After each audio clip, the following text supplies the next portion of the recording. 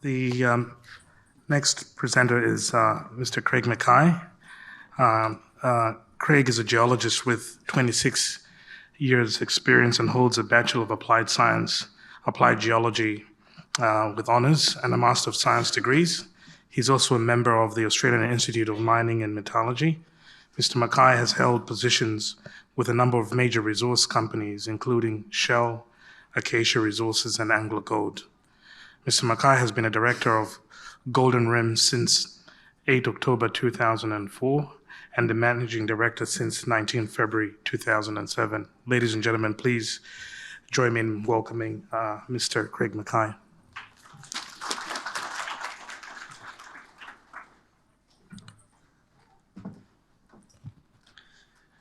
Well, thank you, ADU, for having us back again. It's been a couple of year hiatus, so great to be back in Perth for this conference. Thanks, ladies and gentlemen, for coming along to the presentation on Golden Rim. So I'm just going to launch straight into our major assets. So our focus is on a gold project in Guinea called Carter. We have a resource there of just over 25 million tonnes at 1.3 grams. We put that out in March, just short of 1 million ounces of gold. I think the key point about this project is it's an oxide gold project. So the majority of our resource is oxide transition. So more than 70% of the material that we've got is this beautiful, soft, free milling, free digging oxide material. We're talking about material that in terms of our drill core, we can cut it with a knife. So something in terms of when you're looking at the mining side of this project, cheap mining, cheap processing. And I think the main point there too with this resource, it's just a start. So we've drilled over about 1 kilometre of strike to give us nearly 1 million ounces of gold. And recently with our auger drilling, we've identified a corridor that's 15 kilometres long. So we have another 14 kilometres to chase more of this oxide material. So that's the plan moving forward. We'll follow this corridor. We're about to start drilling again early October. We have 2 rigs lined up for October. We're going to look to expand the resource. We're going to look to increase the certainty in the resource, so converting inferred to indicated. And then we're looking to start a scoping study second quarter of next year. So just touch on the corporate side, 314 million shares on issue. We have no debt. Currently our market cap is a very lowly $15.7 million, 2.6 million cash in the bank end of last quarter. We have a board of directors with really strong African experience, and none of us have worked in particularly West Africa for less than 15 years. And we have a chairman that comes from a family of mine builders. So the Peroulis family have built 10 mines now in Africa. If you look to West Africa, he's built a bauxite operation in Guinea, the country where we're operating with Carter. And he's also built a gold mine in Senegal called Mckay, which was sold to Resolute for $400 million. So we're very much looking to take Carter forward and taking it forward as quickly as we can. Look, in terms of research, if you're after more information about us, we have a broking firm in London, Senkos, that put out some very good research notes on us recently. So if you want information about valuations and that sort of stuff, I'd point you in that direction. So let's have a closer look at Carter. So we're right in the middle of the Siguiri Basin in eastern Guinea. We have a major mining operation directly to the north of us, Siguiri Mine, owned by AngloGold Ashanti. A resource base there, if you look at what they've mined previously and what they have now, certainly in excess of 13 million ounces of gold. And I think the main point there is that the corridor, mineralised corridor that hosts the Siguiri mine extends to the south and goes right through our Carter project. And we've recently identified a 15-kilometre corridor within our project area, which directly aligns with that mineralised trend. So if you look at the mineralisation between Siguiri and ourselves, it's almost identical. So very broad zones of quartz, sulphide, tourmaline stockwork. And then the really exciting, I suppose, feature of this mineralisation is the deep weathering. So the weathering at Carter is 150 metres deep, so we have oxide to that depth. So it gives us this beautiful soft material to potentially mine. I suppose the other excitement in the Siguri Basin recently has been the predictive discoveries, Mckay discovery, about 100 kilometres to the southwest of us. I think the big thing in the Siguri Basin that we've seen in recent times is the incoming of auger drilling. So this is an area that has laterite cover, not much to see on surface, but the auger drilling has been really exciting. So Mckay was discovered with auger drilling, so getting a geochemical sample beneath the laterite, and our Carter Gold Corridor the same. And with more and more auger drilling occurring in the Siguri Basin, I think we're going to see more discovery. So this is what our resource looks like. It's a really thick thing. So it's 600 metres wide, kilometre long, and kilometre long is that's where we've stopped drilling. So it's still open along strike, open at depth. It's even open east and west. So some of our recent drilling to the east and west of that resource is getting more material. So it's going to get bigger in the immediate area. And as I'll show you shortly, it's also going to get bigger as we go along this Carter Gold Corridor along strike. As I said, the bulk of this resource is oxide, so oxide transition, so more than 70%, and that's the real price. And that's what it looks like in sectional view. So 500-600 metres wide, multiple zones of mineralisation, and individually they're quite thick. So talking about 20 to 40 metres in the western side of the resource area, the footwall, and then sort of 10 to 20 metres in the eastern side. You can see our pit shell there. You know, there's hits in the resource, for example, 96 metres at 3.3 grams, including 27 at 8 and just over 8 grams that we haven't drilled beneath. So this thing will get a bit deeper as we go into the fresh. But in terms of the focus, given we've got so much oxide potential, we intend to chase it up as a priority. So if we look around the immediate resource area, it might be a bit hard to see there, there's a blue circle. That's the current resource area, so a kilometre long, about 600 metres wide, and the colour beneath is our auger geochemistry. So this is the anomalous gold in bedrock beneath the laterite.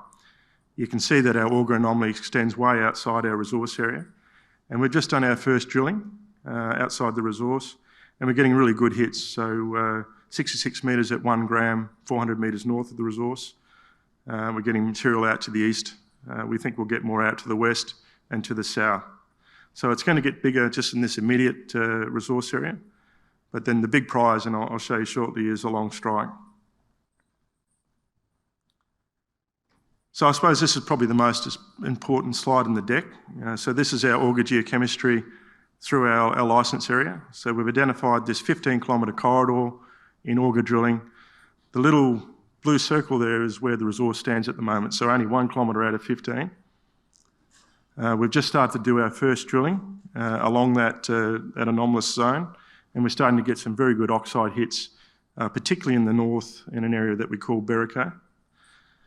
If you step out a little bit further there, you can see how it sits regionally. So there's a major mineralised corridor that links Carter with the Siguri mine, which is about 25 kilometres north of our northern boundary, about 35 kilometres north of our current resource area, where you've got a 12 million tonne per annum mill, treating 6 million tonnes of oxide on the same corridor with mineralisation that's identical. I think the thing that excites me is that, you know, we've got this 15-kilometre corridor at Carter. You know, we've got 1 million ounces over a kilometre. If you look at Siguri mine, 10-kilometre long strike length, multiple pits, oxide material like us, 13 million ounces in inventory. So we think there's a lot more to be had at Carter as we drill it out. So this is some of our new drilling results. So this is 7 kilometres north of the resource in the Carter Gold Corridor in this prospect we call Mckay. First drilling that's ever been done there, so following up our auger hits. Every deeper RC hole that we drill hit oxide gold without question.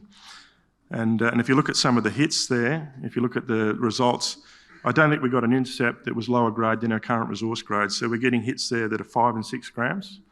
That we now go and follow up. So undoubtedly this is going to bring more resource to our inventory, but it also might bring higher grade resource. In terms of the mining side, sort of described the materials, so free milling, really soft, you know, cutting drill core with a knife, You can see the picture there on the right. This is material that's 100 metres below surface, still fully oxidised. So it's very much that cheap mining potential. In terms of our MET test work, we've just done some of that earlier this year. Again, good results. So in the mid-90s in terms of the oxide, 88% in terms of the fresh. This is just comparing our project with some of our, I suppose, oxide gold peers in West Africa. So I'm just looking at companies with similar sized resources as ours, but companies with a really high oxide component like ourselves. And certainly Carter stacks up well. So if you look at our oxide component there, so over 70%, one of the highest in the region. A great stripping ratio, sort of 2.5. And you can see the fact that we're such a thick zone mineralisation, so we've got our 1 million ounces over 1 kilometre. In terms of, I suppose, the differences between us and some of our peers, I mean, our resource at the moment is currently 100% inferred. So part of our strategy moving forward is now to convert that resource to indicated, and that'll be part of the drilling that we start up in October. In terms of also creating value, we think certainly the resource is going to grow quite significantly, well beyond the 930,000 ounces that we have now. And also potentially in terms of grade, once we get some holes into this higher grade Berico material to the north, we wouldn't be surprised that the average grade also increases. And this is how they sort of stack up visually. So these are sections through those deposits, all of them broad zones of this beautiful oxide material. You can see how deep the oxide zone is at Carter. So this is the brown line that you can see. So we've got material that is oxidised to 150, even up to 200 metres in places. And also you can see the stripping ratios there. So certainly our stripping ratio is very much similar to some of these other projects that are also shaping up. I'll just touch on Burkina Faso. So we have a 2 million ounce project in Burkina called Kori. We have a resource there, 50 million tonnes at 1.3 grams. I suppose the issue where, and Richard touched on it, security is a problem, particularly in eastern Burkina where we are. So at the moment we really can't work Kori. It's just not safe. And also with the fact that we're drilling out with Carter project, we're focusing there at the moment. So we're looking for options to, I suppose, create value at Kori. One thing that we haven't been looking at recently is talking to various Burkina Faso companies, and there's certainly a number of groups now that are looking to get into gold mining and potentially partnerships with those. We did have a group approach us recently, offered us 15.5 million US cash to buy the project. Unfortunately, that fell through when their bankers declined to proceed. So in terms of where we go from here, so very much focused on this Carter project in Guinea, looking to start drilling. We have a rig rolling up around 1st of October, a second one around about the 20th October, and looking at a couple of things, certainly to expand the resource. So we'll go drill this Berico stuff up to the north, particularly focusing around some of this 5 and 6 gram material that we've just hit, and look to turn that into resource and add to the inventory. And we're also going to do the infill drilling on the existing resource. So currently it's drilled on an 80 by 80 metre pattern. We'll take that down to 40 by 40 and convert that to indicated ounces. In terms of milestones, we're looking to do a resource update first quarter next year, and then we're committed to doing a scoping study on Carter, which we'd look to deliver around the middle of next year.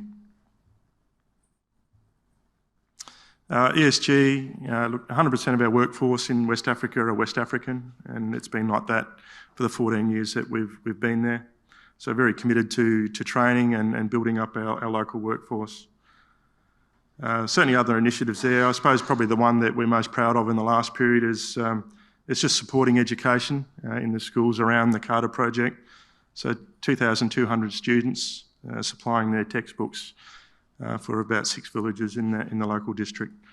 And we'll continue with those initiatives moving forward. So look, just summing it up, look, Carter we think is a really valuable asset. There's not that many really good oxide gold projects like this, certainly not in WA and even in West Africa. So very valuable.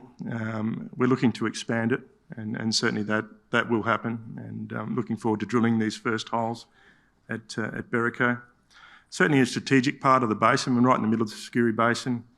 We have a very hungry mill, 25 kilometres to the north, processing 6 million tonnes a year of oxide, 6 million tonnes a year of fresh. And certainly in terms of growth, as I mentioned, we'll look to grow the resource. But also if you look at our share price, I think very much we're trading at a discount to a number of our peers in West Africa at the moment. I think there's a bit of a catch-up to happen there. A really active work program planned, so we have 20,000 metres planned, 2 rigs, first rig to start around the 1st of October. So do that resource expansion drilling and also converting to indicated. Certainly have a very clear sort of idea in terms of development pathway now, so we look to do our resource upgrade, get into scoping study, deliver that middle of next year, and give the board a chance to look at a feasibility decision. Look, African Focus Conference, I haven't mentioned our assets outside Africa, but we do have other assets. So certainly we're looking at doing something, as I mentioned, with Burkina Faso, adding value. But we also have assets in Chile. So we have a silver lead zinc resource in northern Chile that we're looking to monetise. And then recently we've signed a joint venture on a copper project that we own in Chile with Teck, so one of Canada's leading resource companies. So 600,000 in cash. They've got to spend $17 million US in the ground to earn 75%. They're going to drill a major porphyry copper target. If they have success, well then certainly we'll have a ride on that with the 25% that we'll retain. Thank you.